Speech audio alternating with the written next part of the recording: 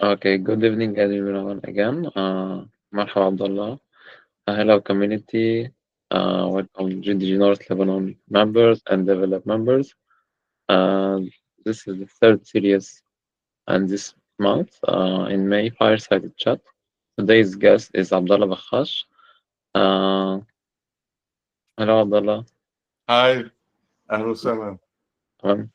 Um, so Abdullah, I have a lot of stories to share to us. هلا حنبلش with Abdullah, can you start introduce yourself a bit to us? Hi everyone, my name is Abdullah Bakhach.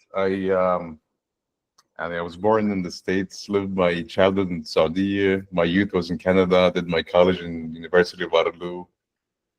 Did my first startup back in 2006, so that's almost 20 years ago. So yeah, I'm pretty old. Yeah, I worked at Amazon in Seattle, Kindle team. I moved to Lebanon about in 2011-ish, so about 13, 14 years ago. I worked with many startups in Lebanon. I joined Torres when it was really small. About the tech team was like 3 people. I spent 5 years and a half there. By the time I left, the tech team has scaled to about 60 people. And since then, after Torres, I joined another startup briefly for like a year. And then I moved into fractional CTO. I've been doing fractional CTO about a year and a half now. وحاليا I'm working with 3 different startups. واحدة بالسعودية، واحدة لبنان دبي، واحدة you can say also Lebanon Dubai. Yeah, that's what I'm doing right now. I work in Tarablos. I go to مساحة النور every day. So that's what I do. طيب عبد الله, can you فيك تحب تجمع كلمة شيء يعني fractional CTO, let's say. طيب, so fractional from كلمة fraction يعني like a fraction of the number, like half, a third. So the idea is a fraction of my time is dedicated to different clients. You know, so it's like think of it as like a one-man dev agency, right? I think that's the best analogy I can bring to you guys, since you guys are familiar with dev agencies, Coding.dot, TME, Foo, etc. But like as a person, you're never working for a client full time. You're working for a client a fraction of your time. I wouldn't even call it part time, but the part time implies you have a day job, a full time job, and then you're moonlighting, still weekends for a client. But no, a fraction is more like you're a fractional to everyone. You're not full time to anyone. So I hope that answers your question. طيب عبد الله, how like can a fractional CTO يلحق على 3 different companies, let's say, it's like CTO but for many teams. Okay, good question. So let's say another question كمان, that we can specify the other companies currently working with, إذا هن كمان عندهم their own CTO or seniors, which is you are just guiding them or what? Tell us exactly and what's your duties currently. Well, okay, can I share my screen? Yeah, sure. Okay, so hello, there's this tool, and I hope ما بتفهموا إن هي دعاية يعني لأن I keep on talking about this tool. So there's this tool that I use called Sunsama, okay? And then this tool, I like to always track my time, the way I work for companies. So I have مثلا Drive is a company, Provera is a company startup, Sira is a startup, right?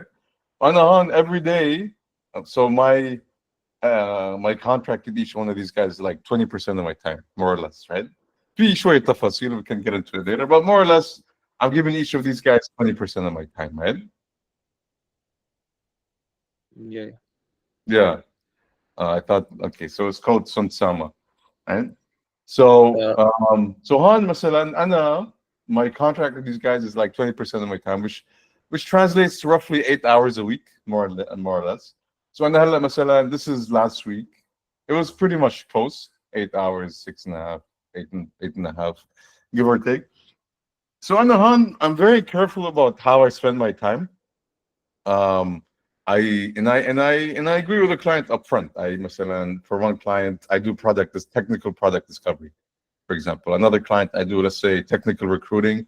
But even when it comes to recruiting, I'm not involved with the whole recruiting pipeline. I'm involved like with technical interviews or seeing if there's a cultural fit. Like, so I try to spend my, or masalan, sometimes I guide the tech team, masalan. In one case, masalan, which can be pretty simple, yani. Like in one case, I was discussing the Git strategy of the team, right? So where is this? So yeah, a lot of it is technical discovery. Sometimes it's like using my experience working with larger tech teams, right? I tell them, for example, wait, so I'll just show you guys this real quick. Git, was it flow? The problem is, one problem is when you work with so many clients, you get lost. Like I have many different Figma accounts, one Figma for each client, right? So one of the biggest challenges and being a fraction. Yeah, there we go, Muslim. So Heidi, it's a very, very basic like Git flow, like staging and master, how GitOps works. When you approve a PR, it gets automatically deployed to staging or blah, blah, blah, right?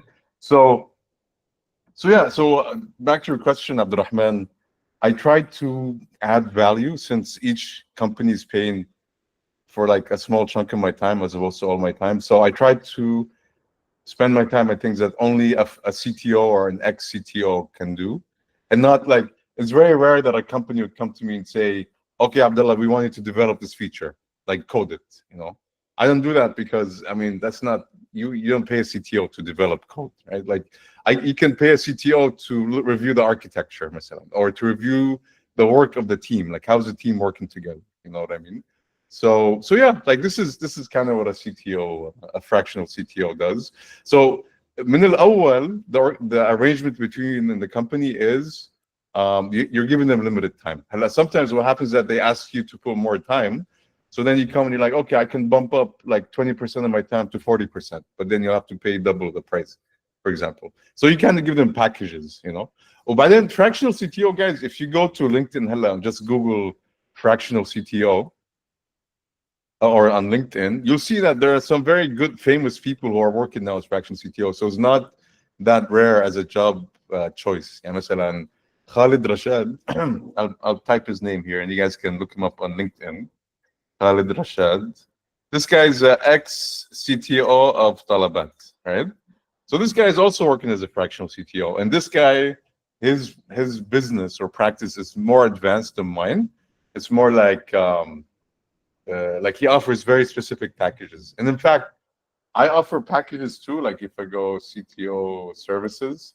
So another one thing I showed to people, I showed them this, and they're like, CTO, this is what I offer, this is how much I charge a day, or if I give them packages, like if it take me for a whole week or a whole month. And so like this is how I started, right? But then now all of this translated into long-term contracts with my current clients. You know? But this is also something that you can do, like it's like a pricing sheet, you know. Yeah. So yeah, get back to you, Abid. Like, okay, Abdullah, you mentioned that you've been trying to build startups before, or like also to like maybe very recently before being a fractional CTO, you were also in a startup for like a year. So what was like the decision for you to stop being a startup and start going to move to like having this fractional CTO job? So Like if you ask me, and if you ask, I would say most people who've done the switch, it's more like it's almost like kind of slowing down your career speed, you know, because working as a CTO is an extremely stressful job, right? And like most of you guys become are, you know, junior engineers, maybe still in college, mostly maybe intermediate engineers. But the difference, like whenever you put the word C in front of any title, and can CTO or CPO, Chief Product Officer, CHO or Chief Human Resources, or C anything, ultimately it's a business title, right? And that's like Chief something officer. So like Chief Technical Officer, Chief Operations Officer. So it's really a business function, except that you're specialized in a specific domain. Like A CTO is specialized in technical operations, and so forth. But and ultimately, you are responsible for business outcome, right? It's not just a CTO. You can never say, well, yeah, I switched from PHP to Node. Yeah, okay, so who cares? Well, what's the business impact of that? What's the operational impact? What's the need, aslan? Like, why do you do it in the first place? I switched from monolith to microservices. So, Han, when you're responsible for business outcome, especially as a team grows and the company grows, there's a lot of pressure. There's a lot of responsibility, really, right? Like if Torres goes down for 1 minute, like every minute, you're talking about thousands of dollars of losses. Not to mention the disruption, the brand damage, and so forth. So if you do this for a year and two and three and five, it works. Like some people can do it for 10, 20 years, but some people, a lot of people, they just, they're like, okay, like they like to, some people, I'm talking about بحكي عن حالي يعني. I was like, I did CTO for Torres, I did CTO for this other startup. And now I'm like, one thing is I want to like kind of not take a break, kind of like slow things down, but also I want to explore my own thing. Like here, you notice here, like personal growth. I think it says growth. Oh yeah, well it's a kind of no. This is actual personal, like non-work related at all. But this is like growth. Like I want to work on things that I want to explore stuff. Like I want to explore AI, for example. I want to learn and do an agentic AI or any of that fun stuff. The kind of stuff that you'd want to do if you're a CTO, but you simply can't just because you're a full-time employee, right? And so, not to mention like spending time with family. And I don't go to Beirut all the time, so it's a choice of I've done the CTO. I explored that career path.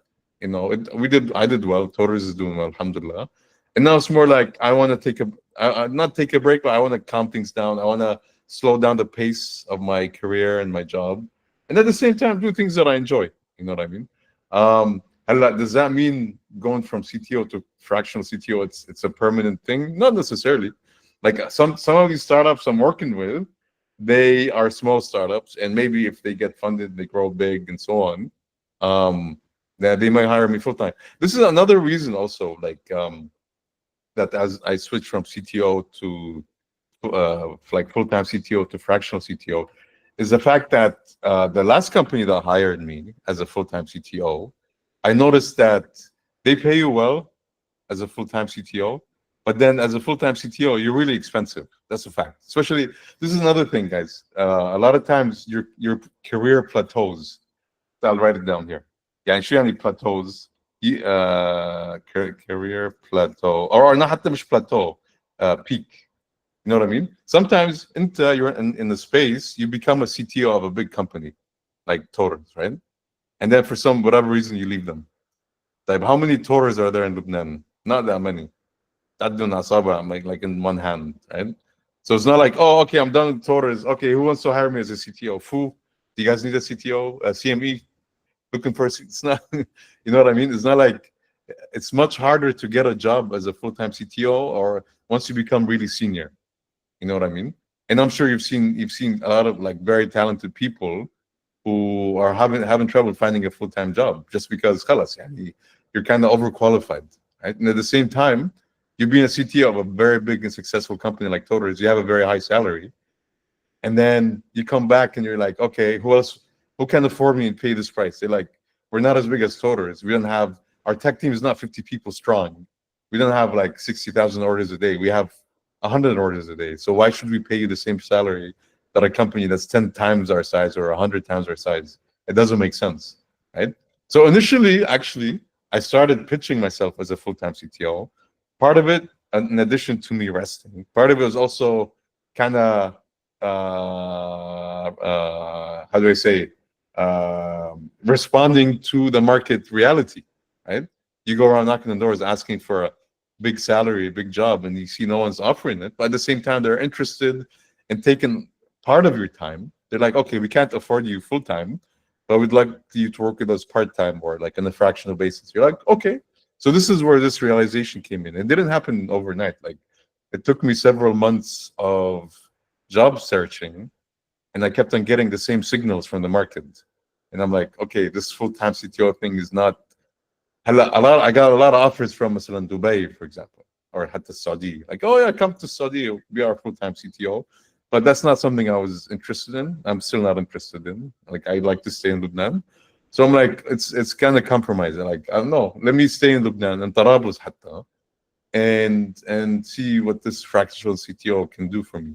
So yeah, it's really a choice. It's like, well, what does really what matters to you the most? Some people might look at what I'm doing and be like, yeah, that's like you're killing your career as a CTO. No, I'll go to Malaysia or I go to Europe or whatever. No, in my case, it's more like, okay, I really want to stay in Lebanon. That's my number one priority. How can I change my career path to kind of serve that purpose? You know what I mean? So yeah.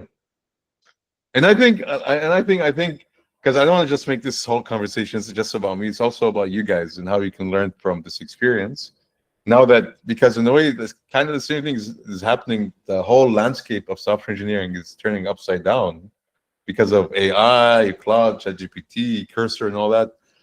You guys also have to be very responsive to the market needs, right? Um, Always keep an eye out about um, how to secure yourself career-wise, and for that you have to be in touch with the latest developments, how the whole market is evolving, right? Be aware of the upside and the downside. So just I know a guy who was working as a remote full time for a foreign company on Trablus, and he was getting paid very well compared to the like حدا طرابلسي عم يشتغل من طرابلس. هلا are most of the attendees from Trablus يا خالد عبد الرحمن, sorry, or am I not Not from all necessarily? Lebanon, but we also have from North, like 50%, let's say. I don't want to make this too Trablus centric, but the point is, this guy, he was working remotely. أحدب رضا, you want to say something? No, no, fine. Continue. Yeah. No, no, no. Thank By you. mistake. Okay. So كنت I was saying that this guy, he had a remote job. He was doing really well. Everything was fine. بقول له لما بتشتغل مع شركة لبنانية, it's like, no, man. These guys, the Lebanese culture is behind, backwards. مدري شو. وأنا I'm learning from the best of the best. شركة أوروبية. And then they let him go. You know what I mean? So, يعني, one really good thing about fractional CTO, and this is something I didn't realize until I became a fractional CTO. So some things you'll never learn until you actually do it. And it was, as a fractional CTO, you have to become a salesman, right? You have to always sell your services. So it's no longer just about learning, the latest tech and learning AI and learning about a shoe. It's also about knocking on people's doors and selling yourself as a person. Like, hey guys, hire me, pay this much, and I'll give you these following services. This is classic sales. And sales is a very different skill than software engineering, right? So, and this also, like, this made me realize how important sales is, because as you become better and better at sales, you have more control over your career, you have more choice, and you're less beholden to a single company. The problem with employment, a lot of people talk about why do they become full-time employees? It's because it gives them that security, right? I hear background noise. Can you guys mute yourselves? I'm just hearing some background noise. Yeah. So it gives you this like, as a full-time employee, you have the security. You don't have to worry about a paycheck end of the month. The company is stable, so you feel your stability is proportional, or like it correlates to the stability of the company, right? But also, this company at any moment can let you go for whatever reason. Maybe the company doesn't do too well. Maybe you have a conflict with a personal conflict. Especially as you become more senior, this happens. It could be just there's a conflict with the partners or something. You know what I mean? So when you learn to sell, and this is another thing, your skills are always being sold. Someone is selling your skills. Someone is paying for your skills. If you're not selling your skills yourself directly, someone else is. Someone else is packaging Abdullah as a CTO within a bigger package of, let's say, Totors, right? So indirectly, someone is getting my skills and selling it, but he's not selling it as Abdullah Bakhach. He's selling it as, look at the Totors app. It's world class. It's beautiful. It's functional, and behind it is a very good technical team, which amongst them is Abdullah, right? So one way or another, someone is selling my skills, either me or someone else. And when it's someone else selling my skills, then that someone else controls me. It's that simple, right? And so I didn't understand that power dynamic until I became a fractional CTO. Now, am I saying that it's bad to be an employee? Akid la. But it's something to acknowledge. It's something to understand. Allah, how can you kind of how do I say hedge your hedge de-risk? You can be a full-time employee and practice to sell your skills on the side by freelancing and so forth, right? But definitely, one thing that I learned from becoming a fractional CTO is the importance of sales and the peace of mind it gives you. Really, like when you work at a company, especially as you become more and more senior, there's this especially as problems happen in the company and issues happen, there is this hidden stress that you have inside that what if I lose this job? Especially that as you become more senior, your salary goes up, so it becomes you have a lot to lose, and so you become even more attached to that job, and you're afraid of losing that job, and that fear creates that stress. You know what I mean? So on the flip side, when you become fractional CTO, you don't have like if one of these clients leave me right now, it's not a big. Well, just give me another one. The same way I got any one of these three guys, I can get the fourth guy or a fifth guy. So that fear or stress is a lot less. Now, what's the negative side is that you're always trying to prove your worth to these guys, right? Like it's not like at any moment one of these guys can tell you, oh, you know what, we no longer need you now. Like the contract is done, so you have to go and sell it to someone else. So it both gives you comfort, less stress, but also you have to spend more time to manage these relationships and potentially keep on selling your services because you always also as a fractional CTO you want to keep your pipeline ready. Like you always have in mind that if at any moment one of these guys leaves me, I need to be able to replace with someone else almost immediately. And then to do that, you have to always be in the market, talking to people, talking to companies, showing them that you're interested, but not too interested that you can join them now. So that, and this has happened to me before. Like I've had a client who's like, okay, Abdullah, it was really nice working with you, but we got to end this by end of the month, right? And thankfully, because I've already been talking to other companies, I'm like, okay. I mean, I had someone already in line who was waiting for me to free up some of my schedule. So it's just a matter of swapping one client with another, you know? So anyways, back to you, Abid. Yeah, okay, Abdullah. So هلا أنت you were mentioning about sales skills. أكيد عندك أنت a lot of other skills. أصلا how you started to be a CTO from the first. So how you keep updated with all these soft skills, let's say, uh, like how even you start first to be CTO and then fractional CTO. Is there any resources you're following, you're reading, which made for you also you to change, or like just from personal experience you started to put things on and Well, I mean, soft skills. Actually, everyone talks about soft skills. Um, Actually, soft skills is extremely important, and it never stops to be important. Whether you're an employee or a fractional or CTO or company owner, and it's really a lifelong pursuit. I learned a lot from tutors, um, and really, I think yes, Tariq, you want to say something? 1 second, Tarek. I'll unmute everyone. So you can unmute yourself now, Tarek.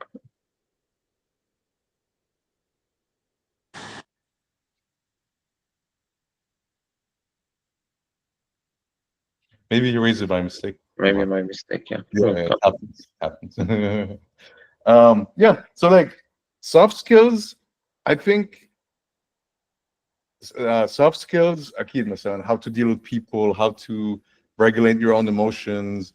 I think even while I was at Torres, I thought a lot about soft skills. I'd read a lot of books, like for example, some books I recommend is like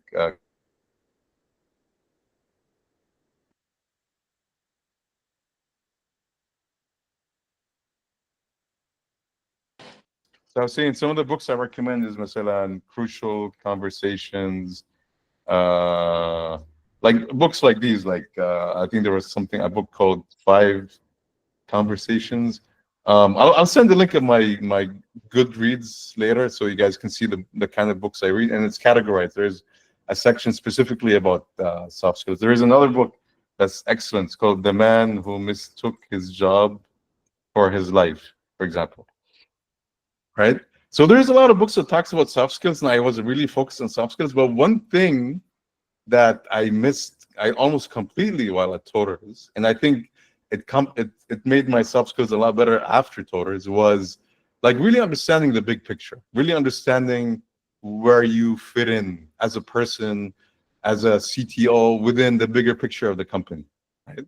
You can learn all sorts of soft skills, but if you apply it in the wrong context, or you have the wrong, if your understanding of the situation is inaccurate, whatever soft skills you have will be misapplied at best. You know what I mean? You'll apply the wrong skills to the wrong situation.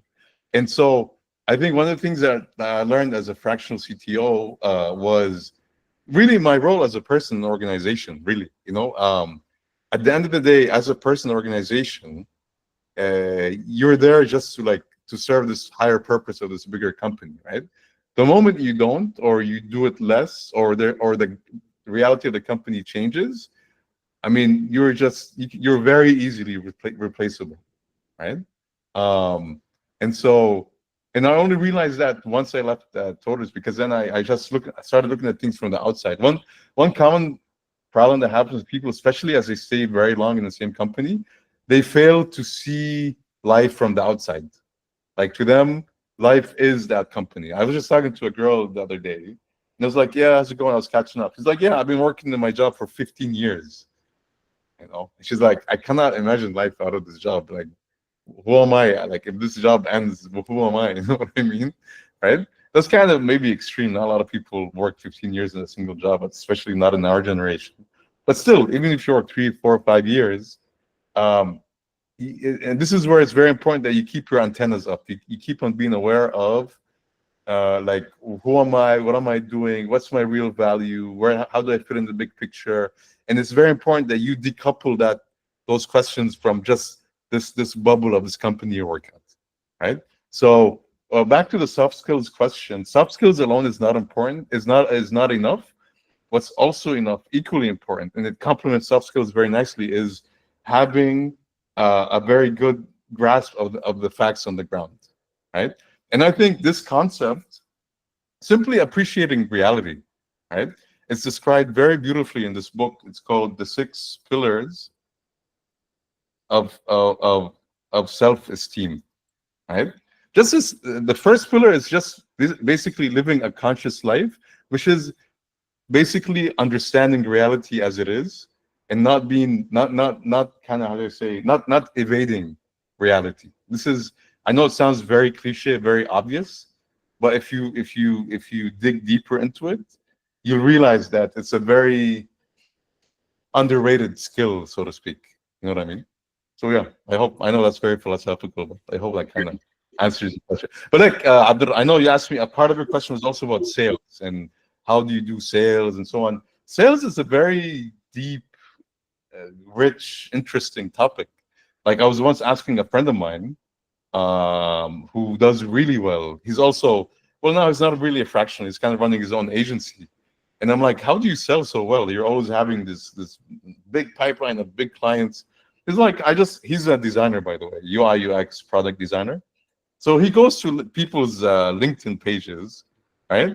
He gets their apps. So let's say he goes to Google Play or App Store, he downloads their app, and then he does a redesign of the app, right? So let's say Uber, let's say he gets a page from Uber, and he's like, okay, this is how I would redesign this page, and then he posted on the LinkedIn page of that company, and he's like, hey guys, this is how I would do it if I were you, just FYI.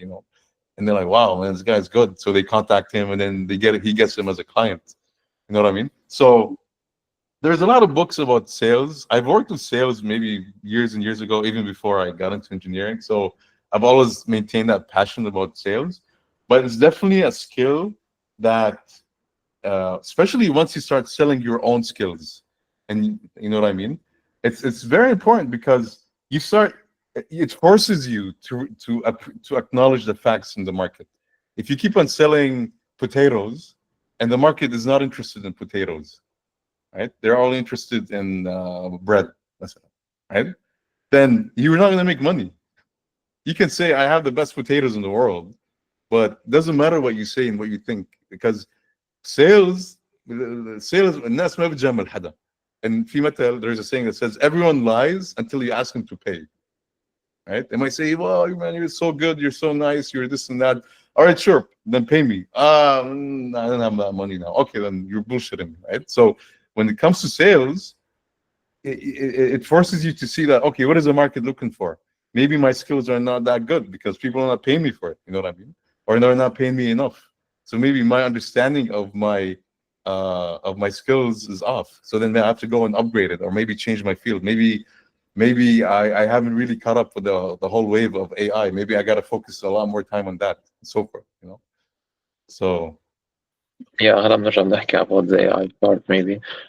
بس أنت you mentioned أول شيء كنت عم تقول عن مساحة نور, و I know you've been also a lot in contact with TEC for startups, so a lot يعني. Do you think being surrounded by like many tech people or startups or founders, that also was part of from your story, like to be successful, or like as you are now, like you encourage people to socialize and everything? yeah, I mean, it's good. It's good to be in touch with people, to be in co-working spaces like Masahat Noor or BDD in Beirut, for that matter. Um, from an entrepreneurial point of view, you always meet people who work in different fields. That's still important to entrepreneurship. So just today, I was just meeting someone, and I have a pet project that also in the app, right? I just working it on the side on my own time, and I'm like, you know what? I feel the app is mature enough for me to make an ad campaign online and just see how much people pick it up. Like I just spend maybe $100 on Google Ads and see the conversion rate. Right? Just if out of 100 people who see an ad, how many people will actually click on the link and actually download the app? I was curious about that, and because I know this guy, he does it for a living in Masahat Noor. He's a professional campaign manager and digital media and all that stuff, right? So he started explaining to me that you gotta, add the pixel thing to track conversion. You gotta do this and you gotta do that. And he's like, "Sure, give me $100 and I'll create a campaign for you." So yeah, when you're surrounded with people who have complementary interests, it keeps you engaged. It keeps you in the know, and yeah, and it keeps you, and it also keeps you aware of what it's being used others. And one problem with working at a big company and not be engaging with people who are outside of that company is that the tools and the practices in that company defines your world, right? So you cannot imagine, like, if you've been using Jira the last 5 years, for a simple example, at a company, right? You won't really even know that Notion exists, or how Notion is used, for example, right? So this is a very simple example, but there's tons of tools out there, tons of practices, or even how AI is used, right? Because a lot of times companies try to drive conformity. Like, okay, guys, this is our AI usage policy at Toters or at Murex or whatever, right? Okay, but who said that I gotta use Cursor? What if I want to use Cloud Code, for example? All right, what if I want to use this for that? You know what I mean? Like, so, and I don't know if I can advertise here, but we have a group on WhatsApp called the geeks, the geek productivity geeks, right? And so that's one virtual community we have where we were always talking about, oh guys, Google just released a new AI agent, for example. Has anyone tried it out yet? Or, oh, I've been using Cloud Code and wow, it's a lot more expensive than Cursor. These kinds of details, especially now with the AI, the pace of change is much faster than just like 4 years ago, right? Oh, like for example, Figma. Figma recently released a tool called Figma Make, where you can use AI to make Figma files and so forth, right? So I've been like being in a community that's rich, that's engaging, whether physically or virtually, I think is extremely important, right? And sometimes I interview people and I'm shocked about how little they know. Like and like for example, I've talked to engineers just recently, and their usage of AI is very limited, and it really disadvantages them. Like knowing that, for example, a lot of the big companies outside now, when they interview software engineers, the interview is very different than just 2 years ago. Like their question is like, okay, we're gonna give you a problem. You open ChatGPT or Claude in front of us, and you get to have just 10 prompts. Show us what you can do. I mean, that question is very different than 10 years ago where you do lead code, for example, or yeah, you have an array and you got to do reverse sorting or something like that. You know what I mean? So yeah, being engaged and involved in the community makes you aware of these things, and it just makes you better prepared for the marketplace, for the job market. Yeah. Also, I want to ask one question. Like, do you think also now the age of AI that will increase the demand to be for fractional CTO? And I know, مثلا, as you said, like when I be now, I open ChatGPT, I continue the project, thinking, no, no, go here, go there, deploy here, deploy that. Maybe at the end I will face some problems. I will just ask like, yeah, I need someone to help me to. Do you think that uh, from your experience, like you faced such clients who were doing like on let's say vibe coding and they were trying to ask some experts to solve their project? I mean, I haven't thought about it at a macro level. Does AI increase the demand for fractional CTO? But one thing AI has done is that it had exposed a lot more non-technical people to the world of tech. So it scratched their interest. It kind of piqued their interest. Like, oh, okay, I've always thought about making an app that does carpooling from Tarabus to Beirut. So I'm going to go on Claude or ChatGPT and run some commands. And oh, wow, now I have an app. Okay, never mind. It's a very shallow, flaky, insecure, broken app. But just the idea that, wow, I built this using my hands with the help of an agent, but still, okay, then how can I take this to the next step? Okay, now let's look for people who can guide me, right? Or for example, you work with people who work with engineers who build solutions using AI, but then because they're juniors, they don't know how to take it to the next step. So this becomes an opportunity for you. Now you're the guy who's been there in the field for 10, 15 years, and you have experience building and scaling large apps. So then now you can come in and be like, okay, and now let's see what we can do with the software you've built. We'll have to kind of remodel things, change things because they've cut a lot of corners. They've used AI, but yeah, this gives you an opportunity. Also, another thing that's really great with AI is that I think I made a post about this on LinkedIn a few months ago. One great thing about AI, it really breaks barriers of specialties, right? So if you have like a DevOps guy, an infrastructure guy, right?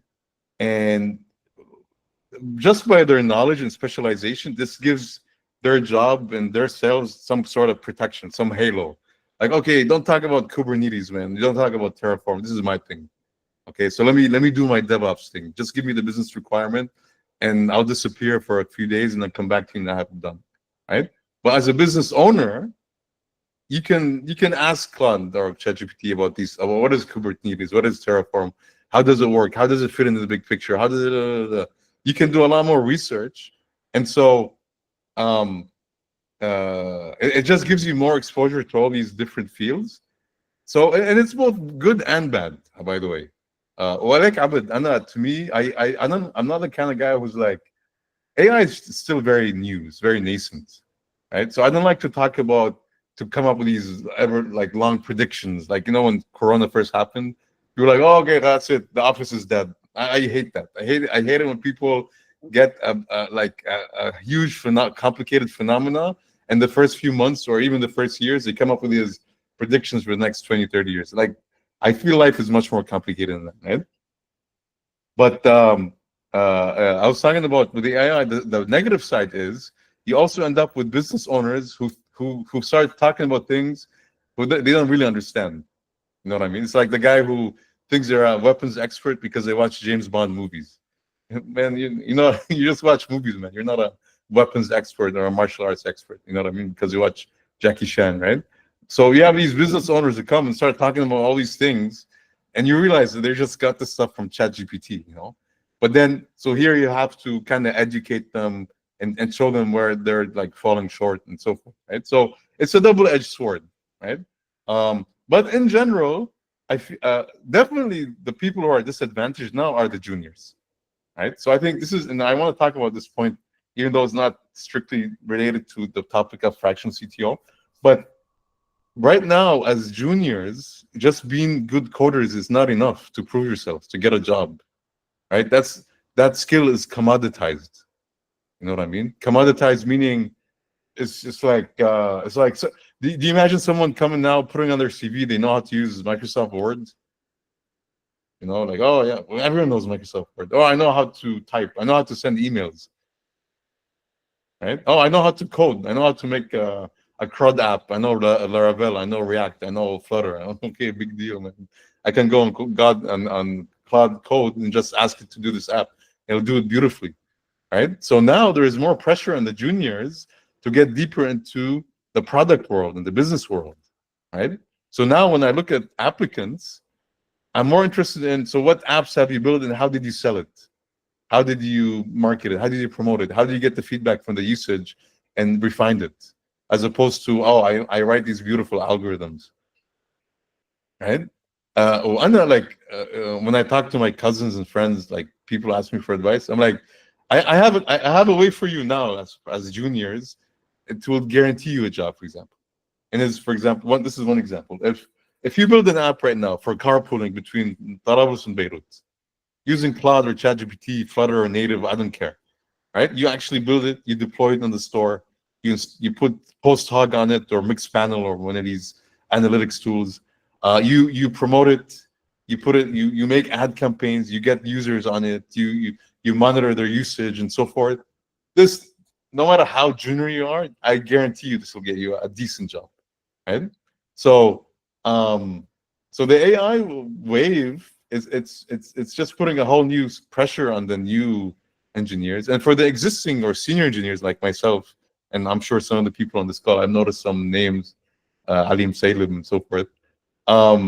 It also puts us on pressure that we always have to, first of all, be abreast on this wave. We have to know how it's used, how it's changing our jobs, and make the most out of it, right? So we have to incorporate this into our skill set, and when we sell ourselves, definitely our usage and our understanding of this new technology is critical.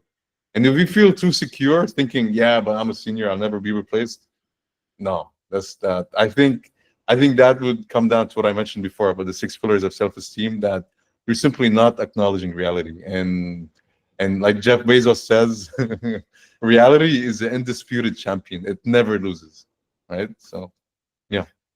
So the conclusion of your saying that the more problems we are exposing ourselves to, whether like for companies or like any problem you are solving locally or for personal use or clients, that will increase our chance not to get more job in the age of AI.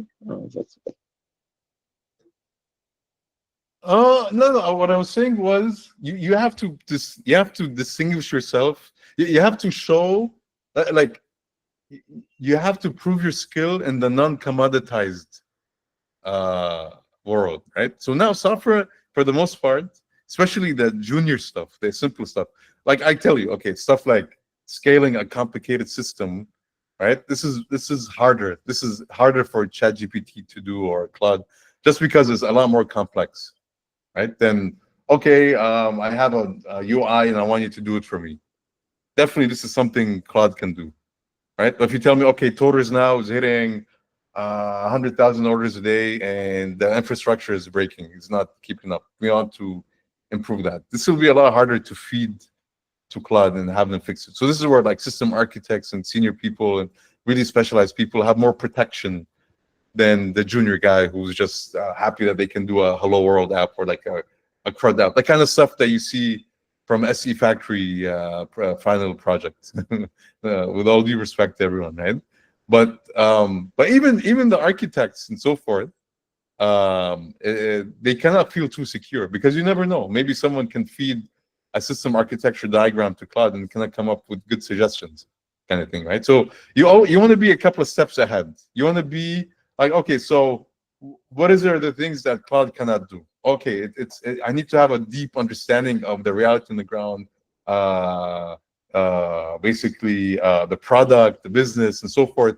This is much harder for Claude, for now at least, to do, So then you just have to become more involved in those things. You cannot hide in the protection of what's familiar to you in your comfort zone. It's not gonna work, you know. And believe it or not, like I don't know what you guys are reading, but like I talk to my friends, I talk to senior people, and they're telling me they're finding it harder to get jobs.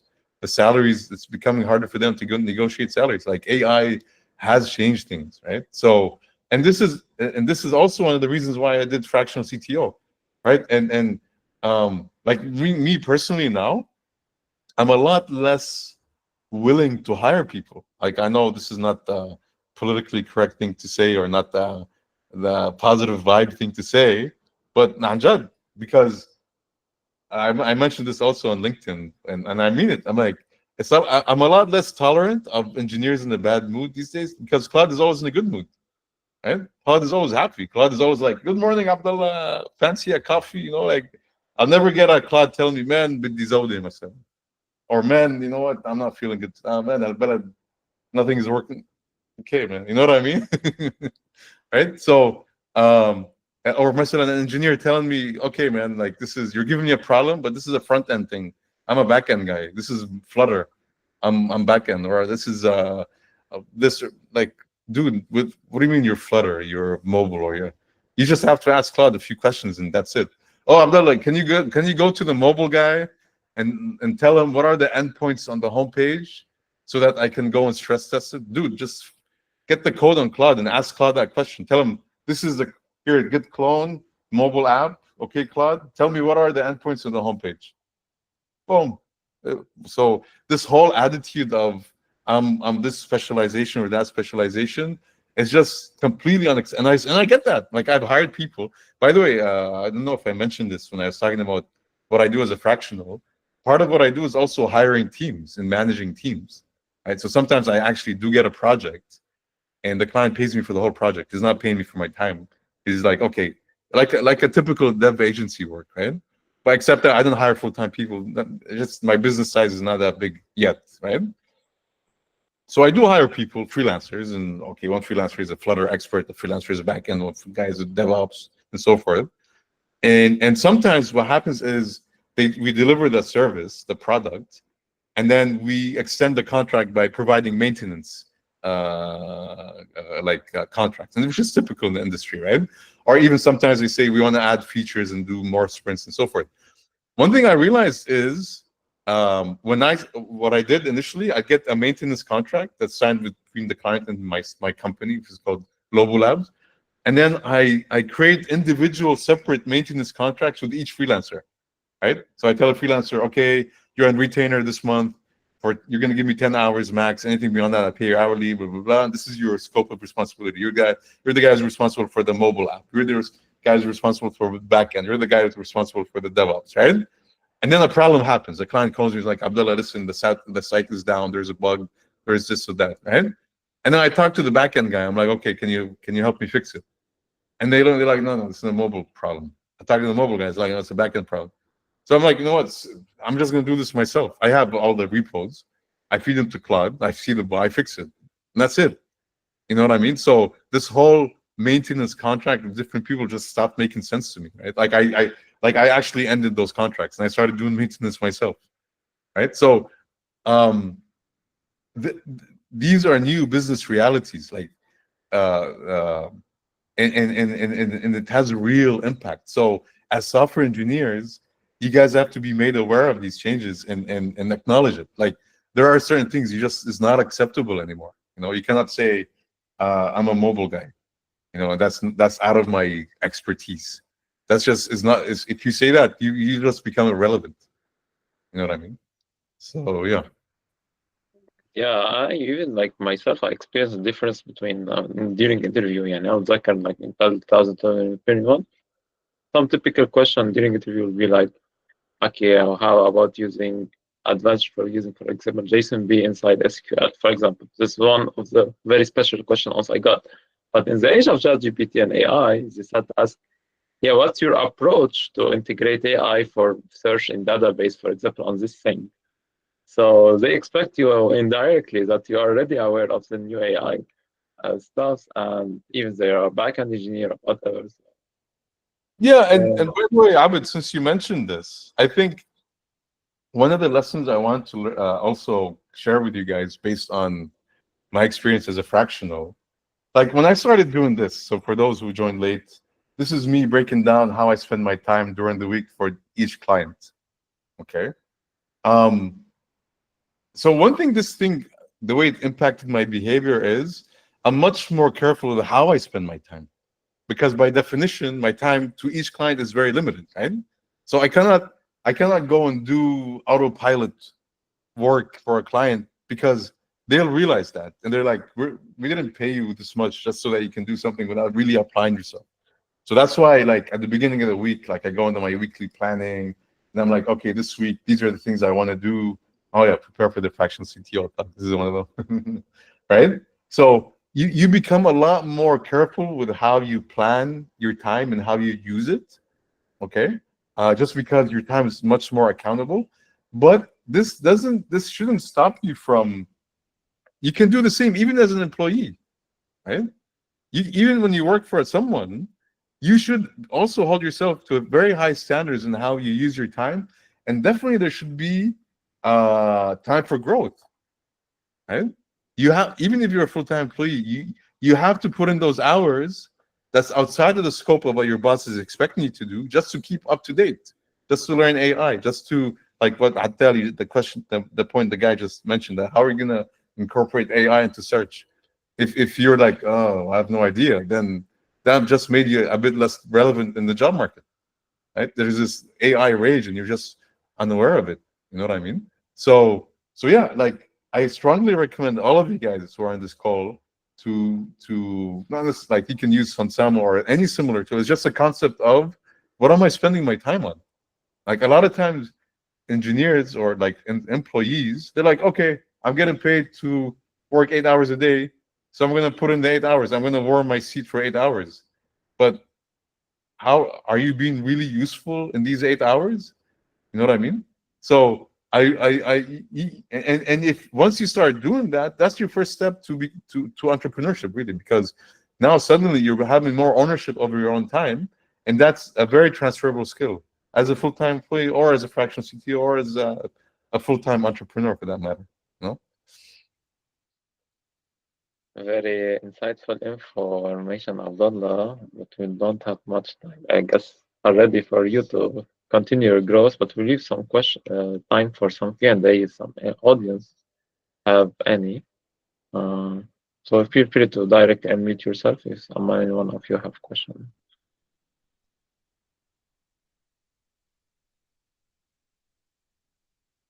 No questions?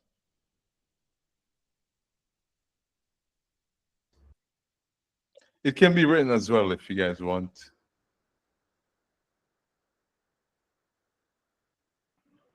Wajdi? Yeah, hello. Nice to meet you first. Nice I to meet just you. I just want to ask like for example, for someone like me, for example, you know you're good enough and you know, for example, you can deliver a system from A to Z and so on. But how do you approach the client and sell them that? Obviously you want to approach a problem they are having and try to present how you would fix it. But how do I prove like that I'm better than the other candidate? How do I get the client? Okay, so one thing I learned also when I got into fractional CTO is I was really surprised about how much and how much money and time people spend into marketing themselves. Like you'd have cases of people building apps that they don't care about. It's just that it's pure promotion for themselves as people, for their skills, right? I remember like one of the first jobs I worked with in Lebanon was for a company called Scriptech. It's still around to some extent. And the guy built a very famous app at the time. It was called Maqtu'a. I don't know if anyone remembers it. This is like almost 15 years ago, 14 years ago. The app was like at the time بال 2011 12 13 كان يقطع الطرقات كذا تصير كثير مشاكل. So he made an app where it's like, okay, using user generated input, you'll know ان والله الطريق مخدم مقطوعة مثلا, or في اطلاق نار in this place or that place, right? And I asked him, I was like, so how are you going to make money out of this app? He's like, I don't care about the app. He's like, This app is just to put the word out that I'm here. I know how to make apps, right? So back to your question, Wajdi, you will have to you'll have to do things that proves to the customers and to the market that you're a good software architect beyond your title and your job, because that's not as visible, right? But like, let's say you build an app that's really sophisticated and you deploy it on the App Store at Google Play, right? And then you write an article on Medium about how you did the architecture. You know, that's a very strong marketing material for your skills, right? So people can see this. They can, first of all, they'll notice you. Like, so that there is a question before a question is, how do you even get that interview in the first place? How people even chase you or seek to hire you if you're not visible and you're known in the community, right?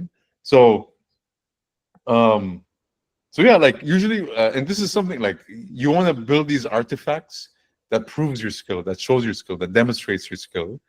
And when you have those interviews or sales calls or even pre-sales, because sales is a very big pipeline. It doesn't always start with, okay, suddenly you're in a room with a client. Like this is an employee mindset that, oh, I'm in a room now and they're interviewing me, okay, and they're gonna ask me, so tell me your biggest three strengths and biggest three weaknesses and this and that. You're like, that interview setting is already very advanced in the sales pipeline, right? But when you're selling yourself as a fractional CTO or as a whatever, you'll have to do a lot of work to even be in that room. You know what I mean? Like, let's say you work for CME or Andrami or whatever, right? And then Taurus is interested in you, right? And they want to hire you. You know, they're using the fact that you have these brands on your CV or on your LinkedIn, right? But that's not the same as like when you're just selling yourself as a fractional CTO or selling your services. You're no longer an employee. It's that employee setting is not that relevant anymore. So you'll have, because you may be a very good, successful employee, but a very crappy fractional CTO or a very crappy agency owner, because you just don't own that whole sales cycle or pipeline, right? So you'll have to do different things to advertise yourself, to get your name out there, to show the world that, hey, I'm here, I'm doing this, and I'm really good with dealing with clients, right? So yeah. Completely understand. So basically, like, just make a proven track record for yourself. It doesn't have to be real with real clients. Just things you can think of and make and show to clients. Yeah. And And then talk about it. Like, talk about it on social media, talk about it on LinkedIn. I think they might be problematic. You get fired, but yeah. Like, you cannot play it safe. If you're gonna play it too safe just to keep your boss happy, you're gonna keep him happy until one day he's not, and then you're gonna get fired anyways, or downsized, or whatever they call it, right? So this is also a fact of life that I realized later on, that don't derive your security just from your job. That's a myth. You know what I mean? And if they look at you as you're betraying them, that's on them. Don't worry about how they look at it. All right? Hey, that's a fresh perspective. Thank you. You're welcome. Got another question on chat. What? Just the last one, and So this is from Ammar Ashufi.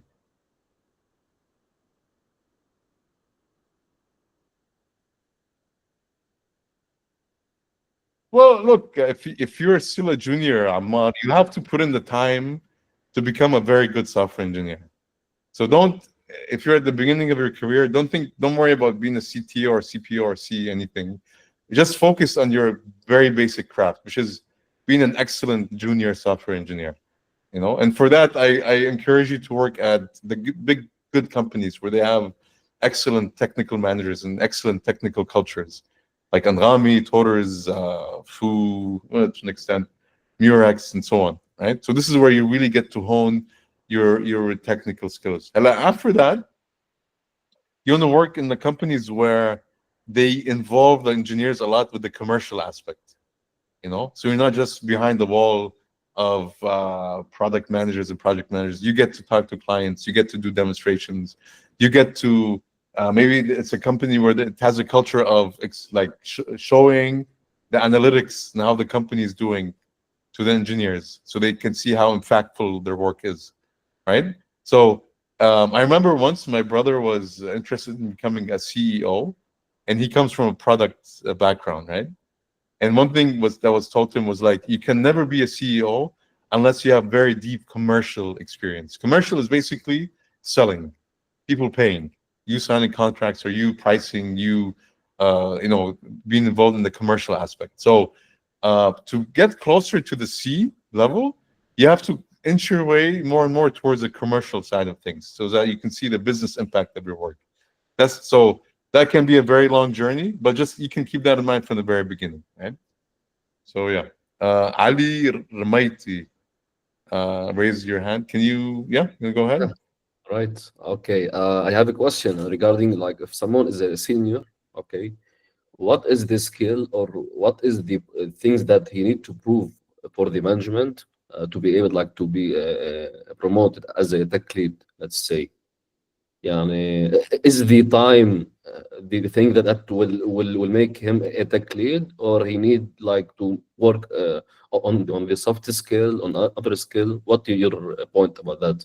Well, yeah, definitely. As a tech lead, you're leading humans. You're leading people. Mm, So you, first of all, technically, you have to be good enough so that your team respects you. Technically, we've all heard stories about the pointy-haired boss who leads engineers but doesn't know what they're doing. You don't want to be that person, right? So that's why my advice to the person before you was about, you have to have very solid command of the technical before you can think about the step beyond that.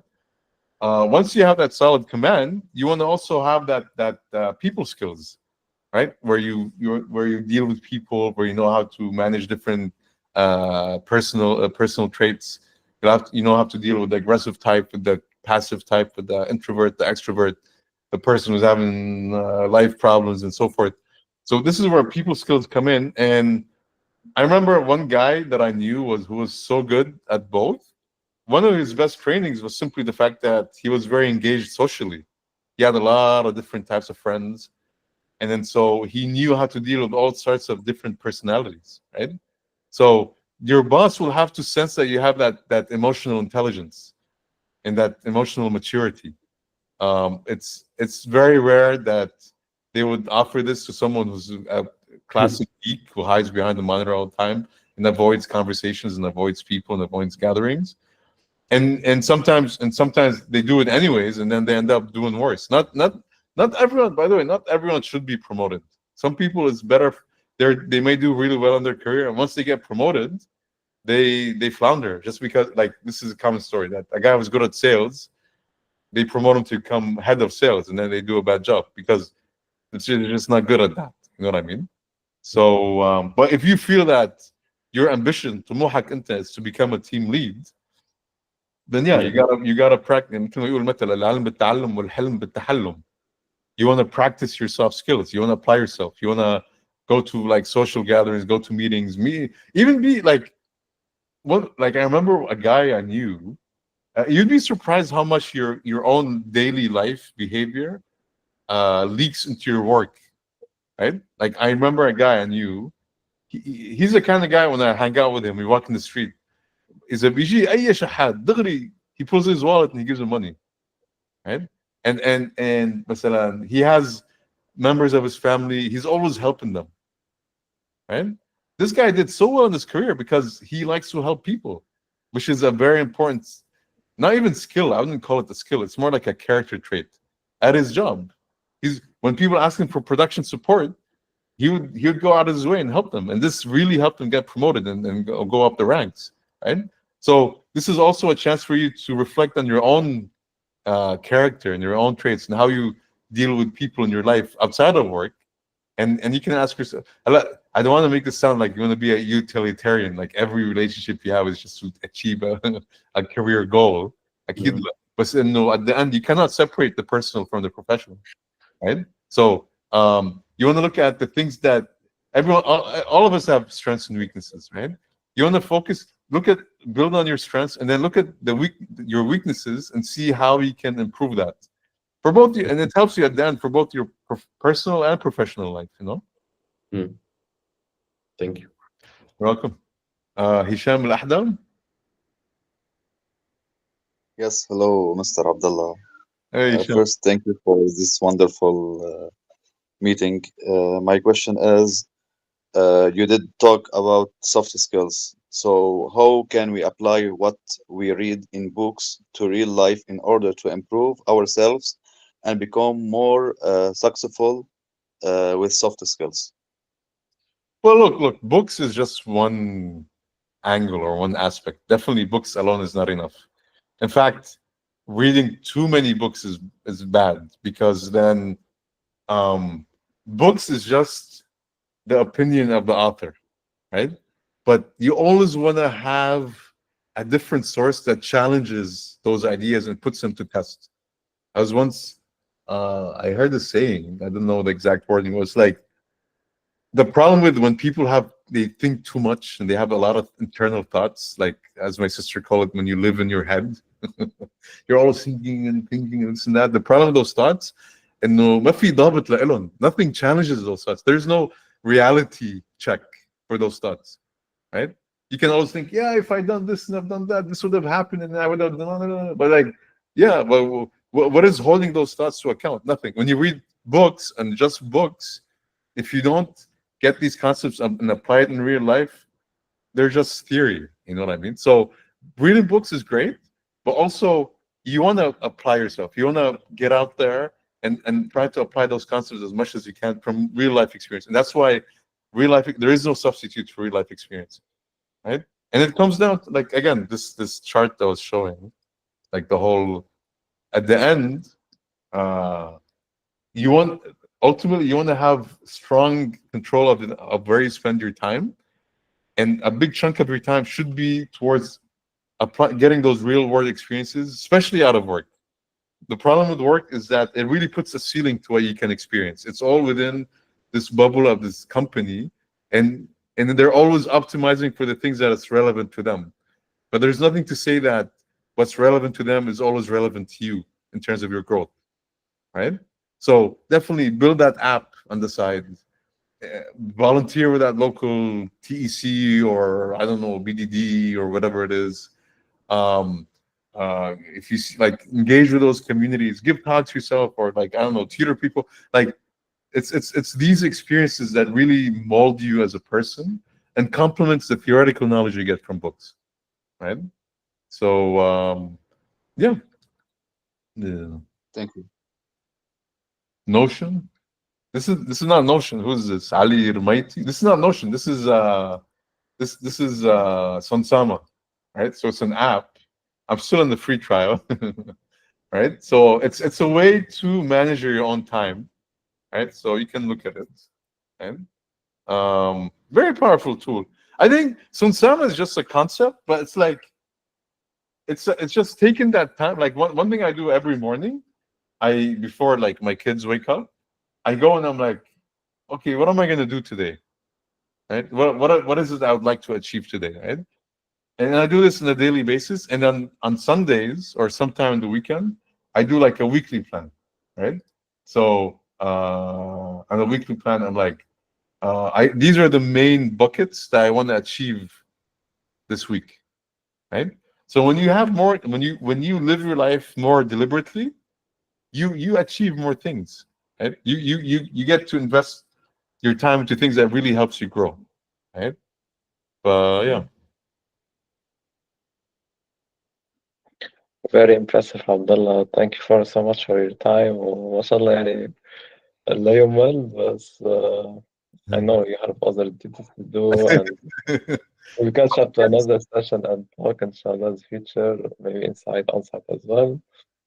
And إذا عندهم any questions they can ask you on email or something, can you, or ما بعرف إذا you want on WhatsApp, maybe some You people can. already start asking. So I'm available. I'm pretty responsive I think on.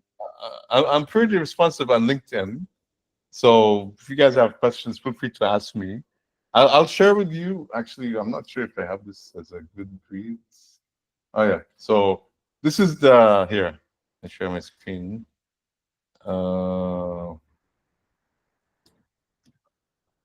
So this is my Goodreads library, right? Oh, and here you'll see like I haven't updated for a while. By the way, this book Forever Employable is very relevant about being a fractional CTO. And I think it was Wajdi was asking me. It has a lot of advice about how to market yourself and your skills. There's the 6 pillars of self-esteem, and then it's broken down like personal development, product management, productivity. Come on, there's tech, right? Self-confidence workbook, atomic habits, serverless, and so forth, right? So definitely take a look. A lot of these books have been very instrumental in my own growth, and yeah. Okay, cool. Okay, guys. يلا الله يعطيكم العافية. الله يعافيك. يعافيك. Thank you. Thank you guys. Take care.